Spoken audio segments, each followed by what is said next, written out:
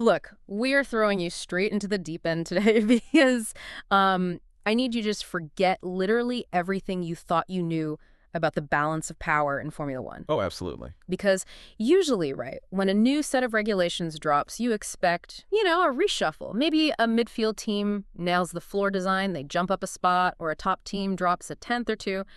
We expect evolution. Yeah, a slight adjustment. Right. But what we have right now in 2026 is it's a violent, unprecedented inversion of the grid. I mean, Mercedes is back on the throne, just casually crushing the field. Dominating. Ferrari and McLaren are in an absolute knife fight for the podium.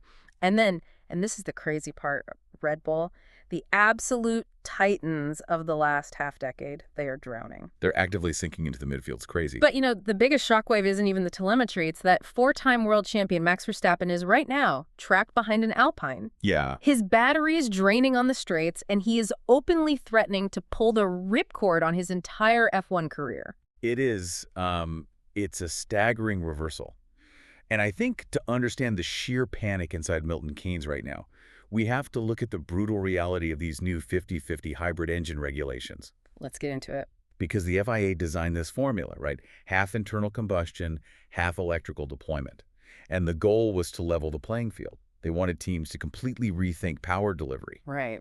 But it hasn't just leveled Red Bull. It has completely broken their operational philosophy. We aren't looking at, like, a temporary dip in form here. No, not at all. We are looking at an existential crisis for an entire organization. And frankly, a breaking point for the driver who has defined this whole era of the sport. Yeah, and we are bypassing all the PR statements today.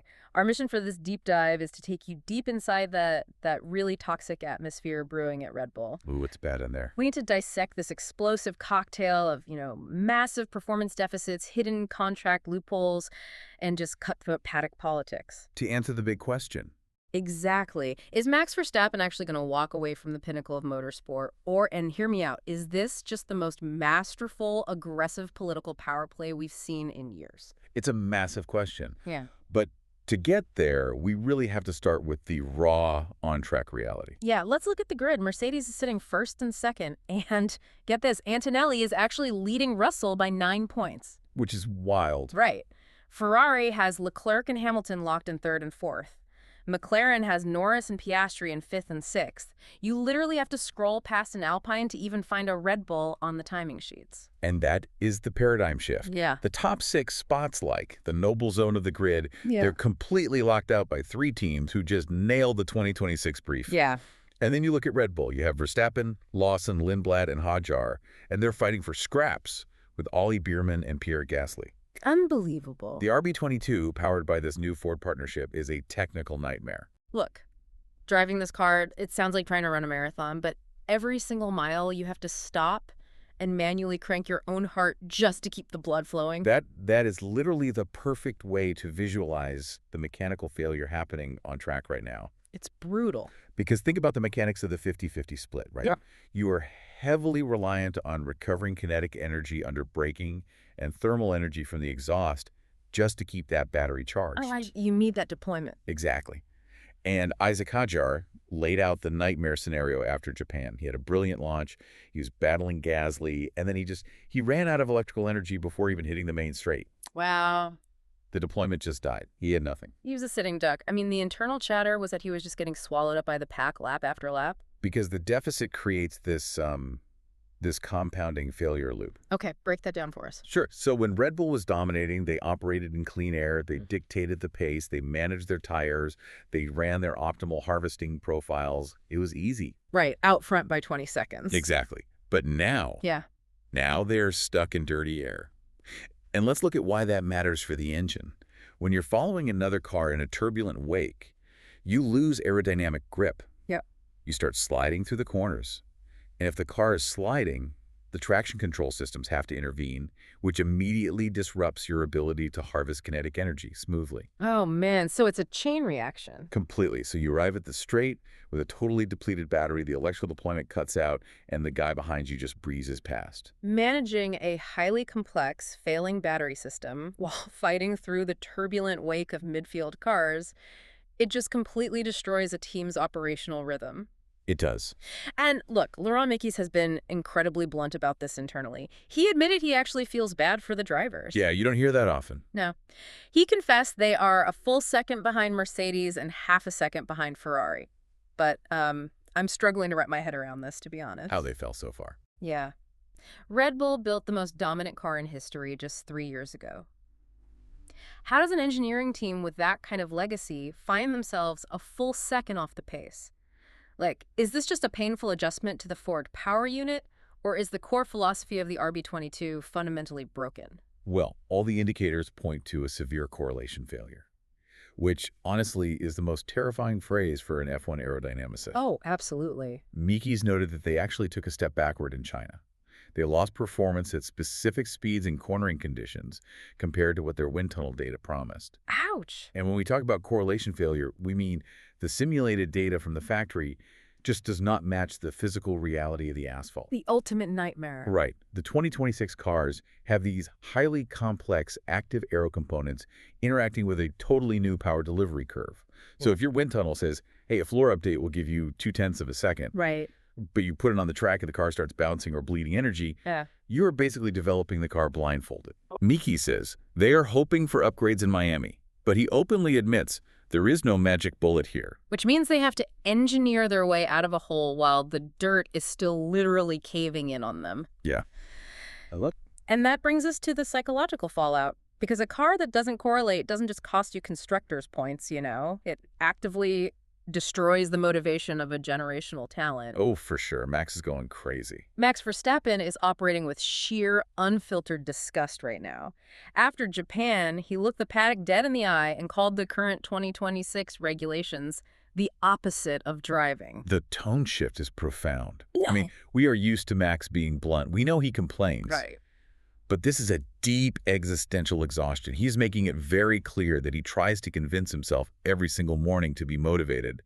But by the hour, that motivation just fades. That's heavy. It is. He is making it explicitly clear that the massive paycheck isn't enough to keep him in the seat anymore. He wants the visceral, pure joy of racing. And he feels like the battery management and the heavy reliance on systems over driver instinct has just killed that purity.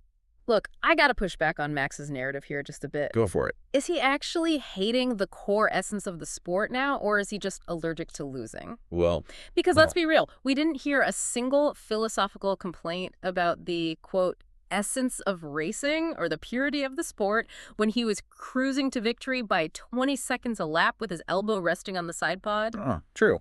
It's so easy to love the regulations when they favor your machinery. It is a totally fair critique. And honestly, driver complaints about the state of the sport are historically very proportional to the lack of performance of their current car. Exactly. But to understand Max's breaking point, you really have to look at his specific psychology.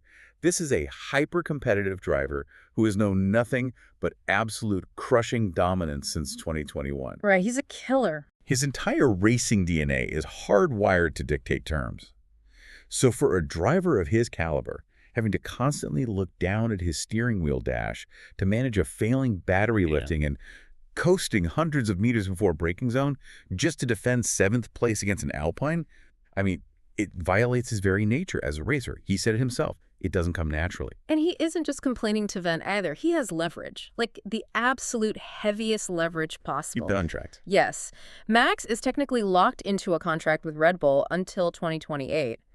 But the Paddock intelligence confirms there is a lethal performance clause in that paperwork. This is the ticking time bomb. If he is not in the top 2 of the Drivers' Championship by October, he has the absolute freedom to walk away. He doesn't need a buyout. He doesn't need a seat at another team. He can literally just pack up and go home. And that October deadline is completely paralyzing Milton Keynes. How so? Think about how a performance clause actually functions within a team's development cycle. It doesn't just act as a threat, it forces terrible engineering decisions. Because if you know your star driver can leave in October if you weren't winning, you start focusing on long-term, stable development for 2027. Oh, you panic. Exactly. You start rushing half-baked panic upgrades to the track, trying to find instant lap time. And given the current performance gap, I mean, they are a full second to Mercedes. Right. It's a massive gulf. So the mathematical reality of Max climbing into the top 2 by October is vanishingly small. He is almost certainly going to have total legal freedom to terminate that contract. But using the media to broadcast your misery is a really dangerous game, and it is triggering a massive, aggressive blowback from the inner circle of the sport. People are getting tired of it. The veterans and the heavy hitters in the paddock are losing their patience.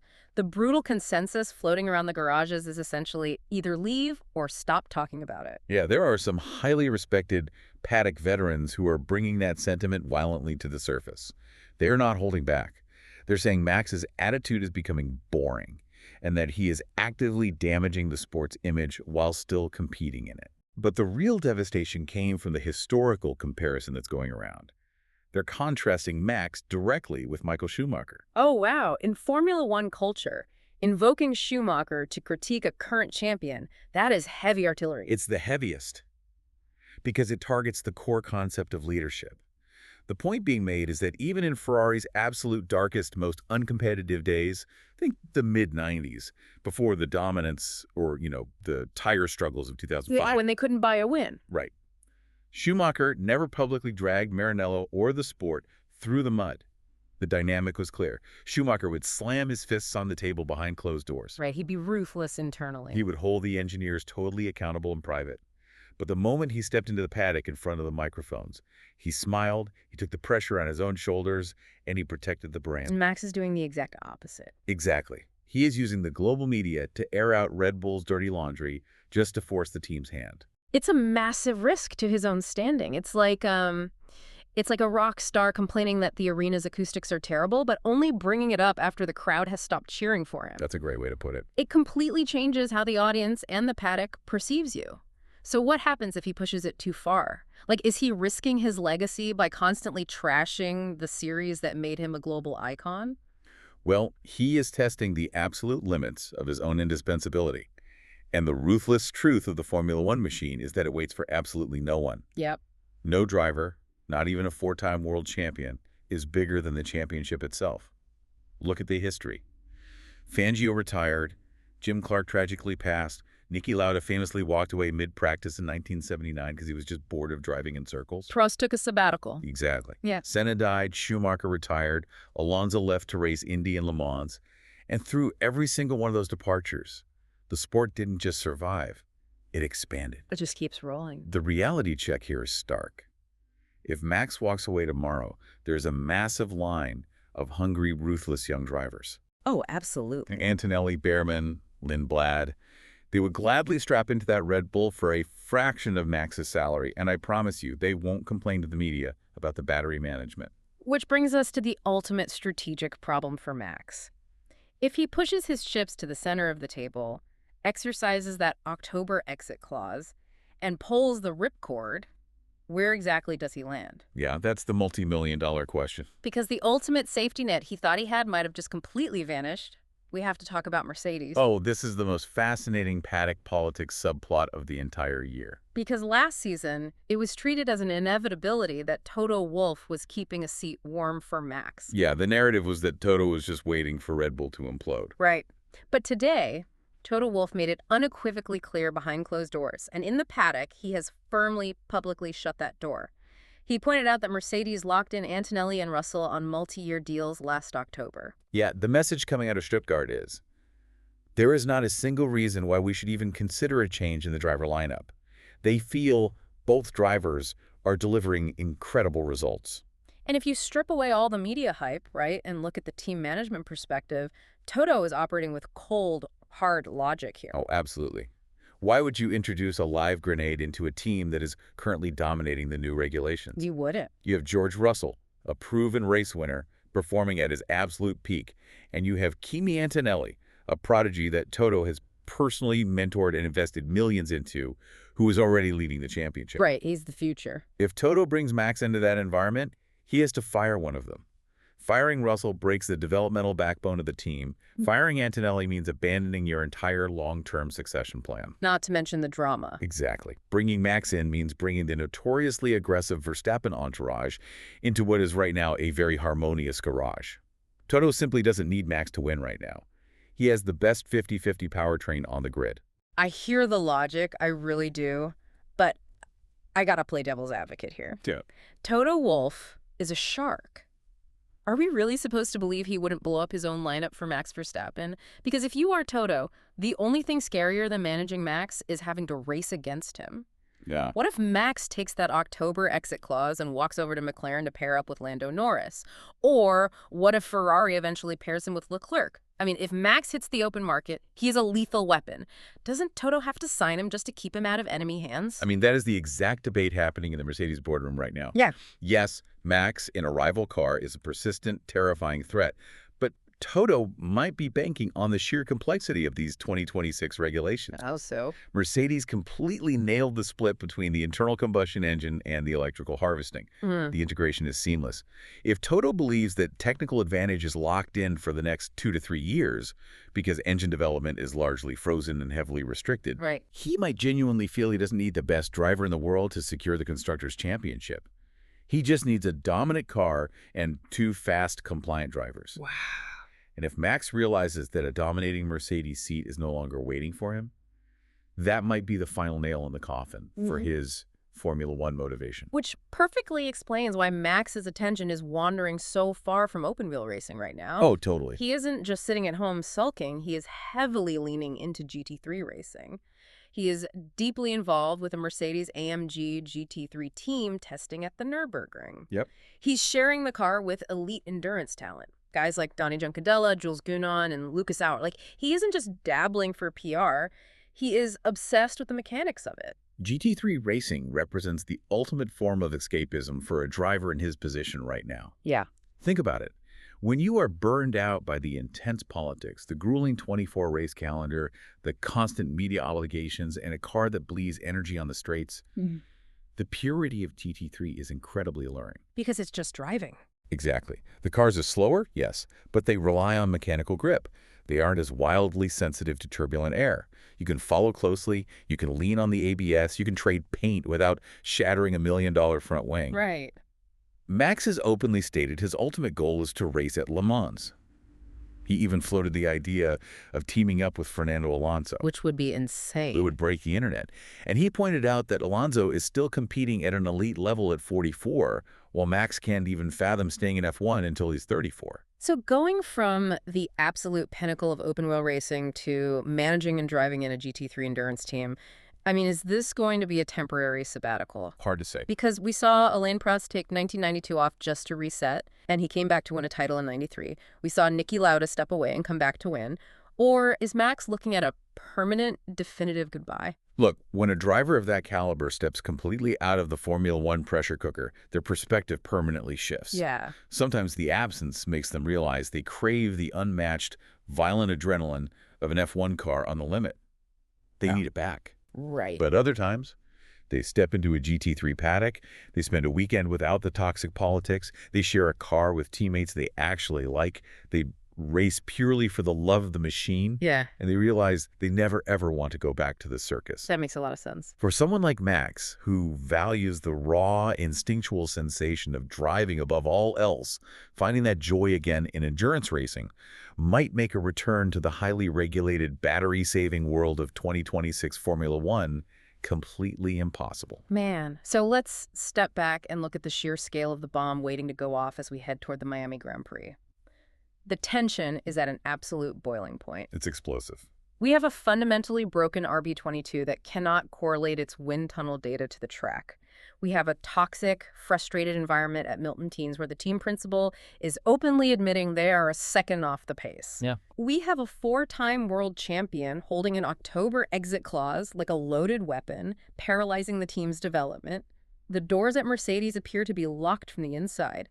And the allure of GT3 racing in Le Mans is pulling Max further away every single time he has to lift and coast to save battery. That's the perfect storm. Red Bull needs an engineering miracle by Miami, or they are going to lose their franchise star. The pressure on the Red Bull aerodynamicists and powertrain engineers right now it's honestly incomprehensible. I can't even imagine. They aren't just fighting to salvage championship points in the midfield. They are fighting to keep the defining driver of their generation from walking out the paddock gates and never coming back. Every single upgrade matters. Exactly. Every single upgrade they bring to Miami isn't just about lap time anymore. It's about convincing Max Verstappen that the team still knows how to win. And it brings us right back to where we started, that violent, upside-down reality of the 2026 grid.